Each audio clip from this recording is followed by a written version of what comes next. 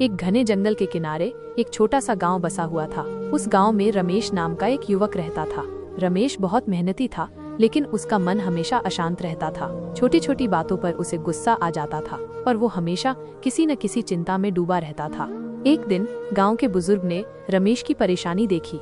उन्होंने रमेश को अपने पास बुलाया और कहा, बेटा, मैंने सुना है कि तुम्हारा मन शांत नहीं रहता। क्या तुम जानते हो, एक शांत मन सबसे बड़ी शक्ति है? रमेश ने उदासी से कहा, हाँ बाबा, मैं जानता हूँ, लेकिन मैं क्या करूँ? मेरा मन हमेशा विचारों के भंवर में फंसा रहता है।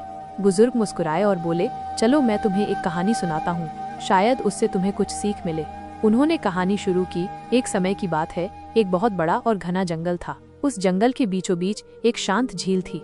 झील का पानी इतना साफ था कि उसमें आकाश और पेड़ पौधे बिल्कुल स्पष्ट दिखाई देते थे। जंगल के जानवर, पक्षी और यहाँ तक कि हवा भी उस झील के पास आकर शांति महसूस करते थे। एक दिन कुछ शरारती बच्चे उस जंगल में घूमने आए।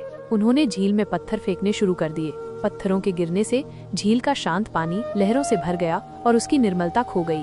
आकाश और पेड़ों का प्रतिबिंब धुंधला पड़ गया। झील बहुत दुखी हुई। उसने सोचा, ये बच्चे क्यों मुझे परेशान कर रहे हैं? क्या उन्हें मेरी शांति अच्छी नहीं लगती? तभी जंगल का एक बूढ़ा और समझदार कछुआ झील के पास आया। उसने झील से कहा, बहन, तुम क्यों दुखी हो? ये तो बच्चों की नादानी है। तुम जानती हो, पत्थर फेंकने से तुम्हारी ऊपरी सतह पर हलचल जरूर हुई है, लेकिन तुम्हारी गहराई तो अब भी शांत है। लहरें आएंगी और चली जाएंगी, लेकिन तुम्हारी असली प्रकृति तो शांति ही है। झील ने कछुए की बात पर ध्यान दिया। उसने महसूस किया कि कछुआ सच कह रहा है। पत्थरों के गिरने से ऊपरी पानी जरूर अशांत हुआ था, लेकिन उसकी गहराई में तो शांति अभी भी मौजूद थी।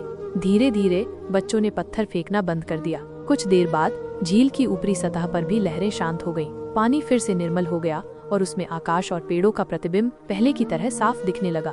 कहानी खत्म करके बुजुर्ग ने रमेश की आंखों में देखा और कहा, बेटा, तुम्हारा मन भी इस शांत झील की तरह है। बाहरी परेशानियां और नकारात्मक विचार उन पत्थरों की तरह हैं जो तुम्हारे मन की ऊपरी सतह को अशांत कर सकते हैं, लेकिन याद रखना, तुम्हारी गहराई में हमेशा शांति मौजूद रहती है। जब भी तुम्हारा मन अशांत हो तो थोड़ी देर रुको और गहरी सांस लो। अपने विचारों को देखो, उन्हें आने और जाने दो, जैसे झील की लहरें आती और जाती हैं। अपनी गहराई में झांको, जहां हमेशा शांति विराजमान है। उस शांति को महसूस करो और उसे अपनी शक्ति बनाओ। रमेश ने बुजुर्ग की बात ध्यान से सुनी। उसे महसूस हुआ कि जैसे किसी ने उसके मन पर से एक बड़ा बोझ हटा दिया हो। उसने बुजुर्ग को धन्यवाद दिया और उस दिन से उसने अपने मन को शांत रखने का अभ्यास करना शुरू कर दिया। शुरुआत में उसे थोड़ी मुश्किल हुई, लेकिन धीरे धीरे वो अपने विचारों को नियंत्रित करना सीख गया। जब भी उसका मन अशांत होता, वो गहरी सांस लेता और उस शांत झील की कहानी को याद करता। उसे एहसास हुआ कि बाहरी परिस्थितियों को वो हमेशा बदल नहीं सकता, लेकिन अपने मन की शांति को बनाए रखना उसके अपने हाथ में है। कुछ ही समय में रमेश का स्वभाव बदल गया। वो अब कम गुस्सा करता था और छोटी छोटी बातों पर परेशान होना बंद कर दिया था। उसके चेहरे पर हमेशा एक शांत और सुकून भरी मुस्कान रहती थी। गांव के लोग भी उसके इस बदलाव को देखकर हैरान थे और उससे उसकी शांति का रहस्य पूछते थे। रमेश मुस्कुराकर कहता, मैंने बस ये सीखा है कि मेरे मन की गहराई में हमेशा शांति मौजूद है, बस मुझे उसे महसूस करना सीखना था।